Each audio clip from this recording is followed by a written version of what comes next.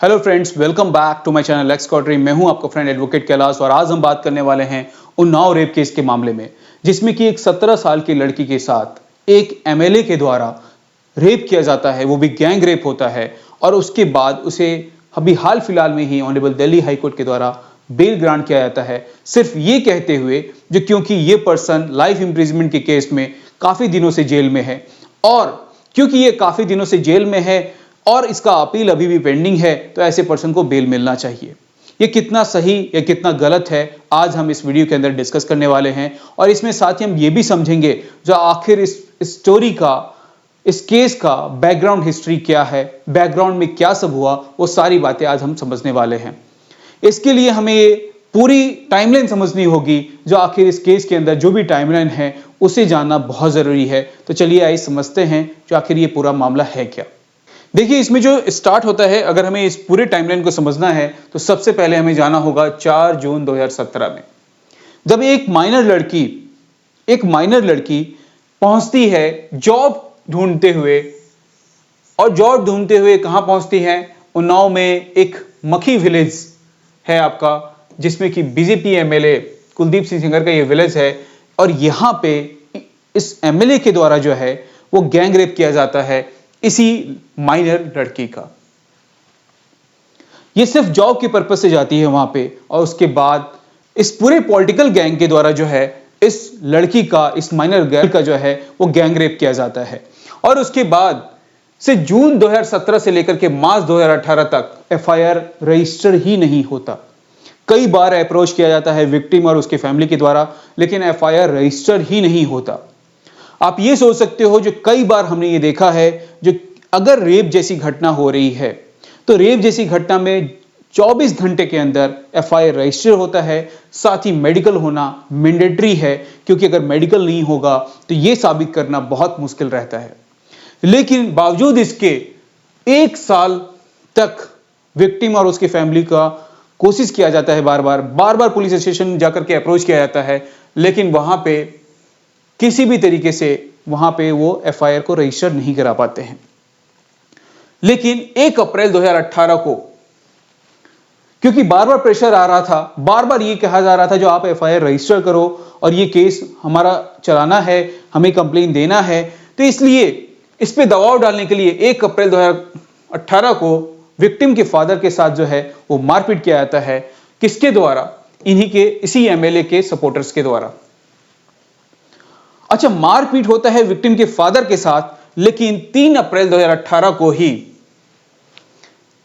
इन्हें अरेस्ट कर लिया जाता है और किसी फॉल्स चार्जेस में जुडिशियल कस्टडी के अंदर भेज देते हैं। अब ये मामला देखो आप, किसी बॉलीवुड की किसी मूवी सीन की तरह दिख रहा है, जिसमें कि एक विक्टिम जिसके साथ रेप जैसी घटना हुई, वो भी एक माइनर गर्ल है, और उसके बार बार कोशिश करने के बाद जो आखिर कंप्लेन रजिस्टर कर लिया जाए, तो उसके फादर को यहां पे पीटा जाता है और उसके बाद किसी फॉल्स चार्जेस में उन्हें अरेस्ट करके जुडिशियल कस्टडी में रखा जाता है।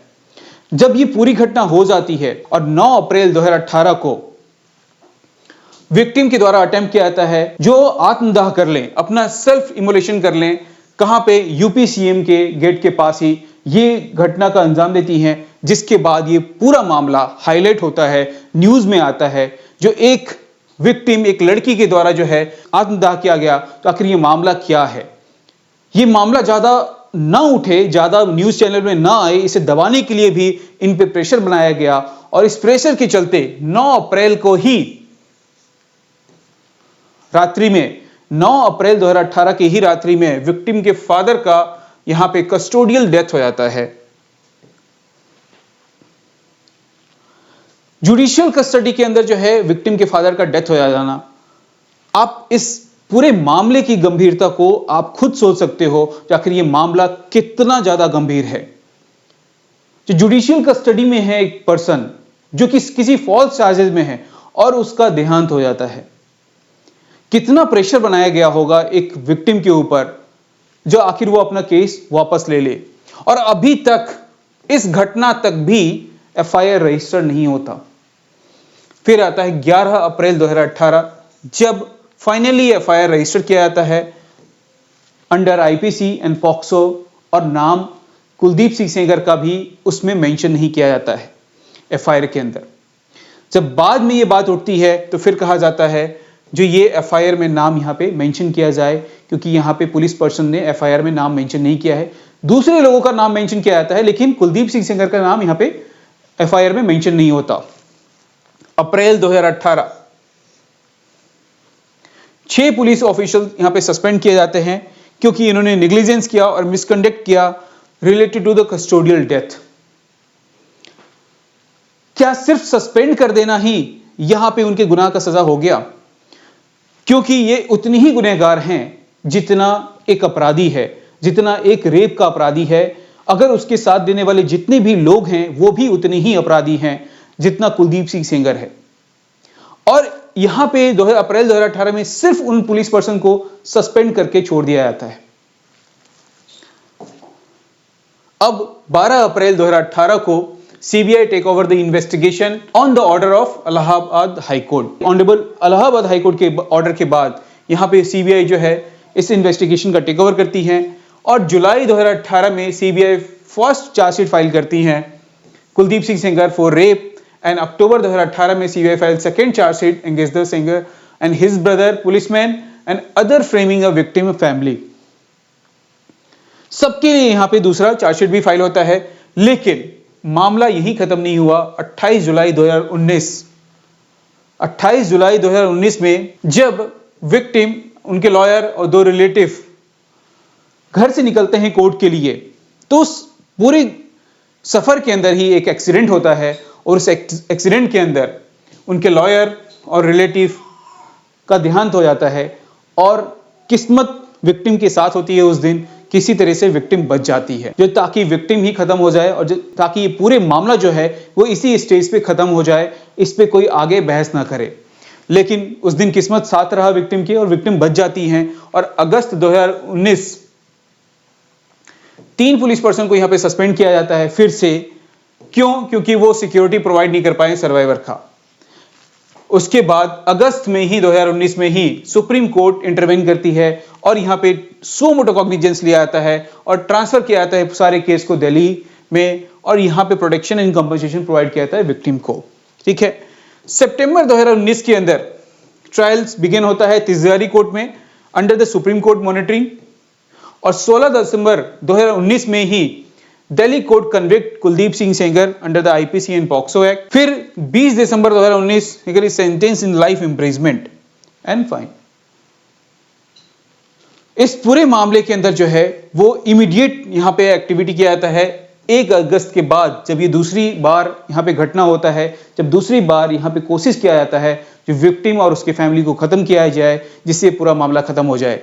जब जाकर के ऑनरेबल सुप्रीम कोर्ट के द्वारा सो मोटो कॉग्निजेंस लिया जाता है और उसके बाद विक्टिम की सिक्योरिटी पे और उसे कंपनसेशन दिया जाता है और साथ ही इस केस की प्रोसीडिंग को ज्यादा तेज किया जाता है, स्पीडी किया जाता है, और उसके बाद जो कुलदीप सिंह सेंगर हैं उन्हें लाइफ इंप्रिजमेंट दिया जाता है। दोनों केस के अंदर, पहला केस जो रेप का मामला था पॉक्सो के अंदर, दूसरा जिसमें कि फादर का कस्टोडियल डेथ हुआ था, इन दोनों मामले में उन्हें लाइफ इंप्रिजमेंट मिलता है। अभी रिसेंटली क्या हुआ इस केस के अंदर, जो यहां पे दिसंबर 2025 के अंदर जो है वो एक दिल्ली हाई कोर्ट जो है सस्पेंड कर देते हैं इनके लाइफ इंप्रिजमेंट।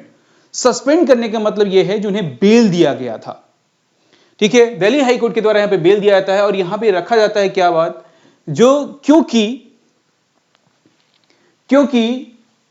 जो एक्यूज्ड है वो काफी दिनों से जेल में है, क्योंकि एक्यूज्ड काफी दिनों से जेल में है और उसका अपील अभी पेंडिंग है, जिसके कारण अभी फिलहाल के लिए इन्हें बेल दिया जा सकता है और ऑनरेबल दिल्ली हाई कोर्ट के द्वारा इसी बेसिस पे यहां पे बेल दिया गया।